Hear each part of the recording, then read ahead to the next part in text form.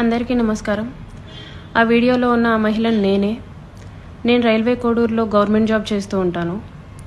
గత సంవత్సరంన్నర ముందు జూన్ 14, 2024లో రైల్వే కోడూరు ఎమ్మెల్యే అయిన అర్వా శ్రీధర్ గారికి నేను కంగ్రాచ్యులేషన్స్ చెప్దామని చెప్పేసి ఫేస్బుక్ ద్వారా మెసేజ్ చేయడం జరిగింది. అతను మొదటి రోజు అయినా సరే నాతో 2-3 గంటలు మాట్లాడారు. లాస్ట్లో అతని నెంబర్ నాకు ఇచ్చి నా నెంబర్ అతను తీసుకున్నారు. టెలిగ్రామ్ అనే యాప్లో నాకు మెసేజ్ చేశారు.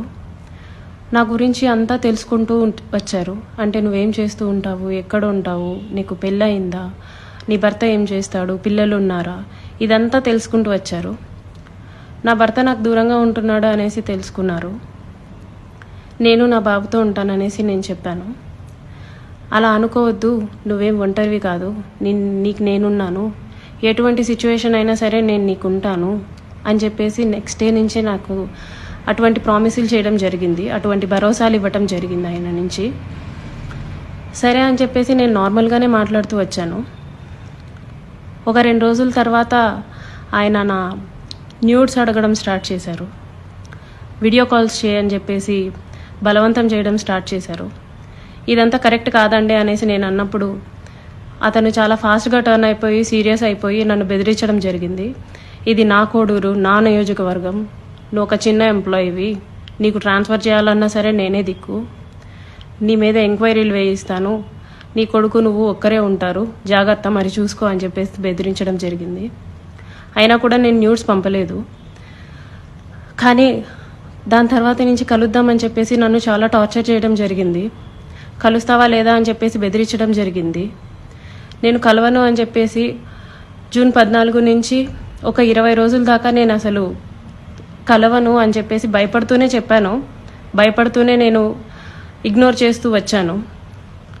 ఆయన ఒకసారి అన్నారు, నీ కొడుకు నువ్వు ఒంటరిగా ఉంటారు, చూసుకో, నీ కొడుకు ఏమైనా అయితే నన్ను అడగద్దు అనేసి భయపెట్టడం జరిగింది. సరే అని చెప్పేసి నేను జూలై 9, 2024లో ఫస్ట్ టైం కలిశాను అతన్ని. ఆయనే వచ్చేసి కారులో మా ఇంటి దగ్గరికి వచ్చి పిక్ చేసుకొని కడప రూట్ వెళ్దాం, కడప దాకా వెళ్దాం అనేసి చెప్పారు. ఏం మాట్లాడాలి అనేసి నేను అడిగాను. ఏమొద్దు, ఏం మాట్లాడొద్దు, కడప దాకా వెళ్దాం అనేసి చెప్పారు. కడప దాకా వెళ్లకుండానే రాజంపేట దగ్గర ఏదో పల్లె దగ్గర ఆపేశారు. మొత్తం డార్క్గా ఉంది ప్లేస్.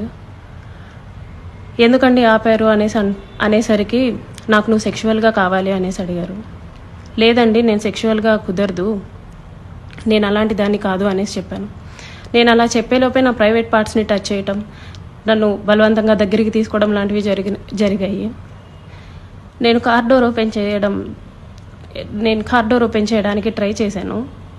అతను నా జుట్టు పట్టుకొని వెనక్కి లాగేసి నన్ను గట్టిగా కొట్టారు. 2-3 సార్లు కొట్టారు. చాలా గట్టిగా కొట్టి కార్ సీట్ని అడ్జస్ట్ చేసేసి నా మీదకి వచ్చేసి నన్ను చాలా బలవంతంగా రేప్ చేయడం జరిగింది. నేను అరవడానికి ట్రై చేస్తుంటే నన్ను చాలా గట్టిగానే కొడుతూ వచ్చారు. అలా నా మీద ఫస్ట్ అటెంప్ట్ జరిగింది. నన్ను ఇంటి దగ్గర డ్రాప్ చేసి నేను దిగుతున్న టైంలో, నువ్వు ఈ విషయం ఎవరికైనా చెప్పినా సరే నువ్వు కొలాప్స్ అయిపోతావు, నీ ఫ్యామిలీ కొలాప్స్ అయిపోతుంది, స్పాయిల్ చేసిస్తాను అని చెప్పేసి నాకు చెప్పడం జరిగింది. నేను ఆ భయంతో నేను ఇంటికి వెళ్ళిపోయాను. నేను మా బాబే ఉంటాము. నెక్స్ట్ డే కూడా ఆయన కలుద్దాం, మాట్లాడాలి అని చెప్పేసి బెదిరిస్తూ వచ్చారు. అలా నాకు ఆగస్ట్ ఎండింగ్లో నా ఫస్ట్ ప్రెగ్నెన్సీ అతని వల్ల వచ్చింది. ఈ విషయం నేను అతనికి చెప్పాను. చెప్తే అబార్షన్ చేయించుకో వెంటనే అనేసి అన్నారు. నేను అబార్షన్ చేయించుకోవట్లేదు, నీ వల్ల నాకు ఇంత జరిగింది, నేను అబార్షన్ చేయించుకోవట్లేదు అంటే అప్పటికి నన్ను బెదిరించారు. నువ్వు అబార్షన్ చేయించుకుంటే నువ్వు బ్రతుకుతావు, నీ ఫ్యామిలీ బాగుంటుంది, నీ ఉద్యోగం బాగుంటుంది, లేకపోతే నా గురించి నీకు తెలుసు అని చెప్పేసి చెప్పడం జరిగింది. నేను అబార్షన్ చేయించుకోను, ఎట్టి పరిస్థితుల్లో అబార్షన్ చేయించుకోను అనేసి నేను వాదించాను. ఒక 2-3 సార్లు 2-3 రోజులు నన్ను బాగా బెదిరించి తర్వాత అష్యూరెన్స్ ఇచ్చారు.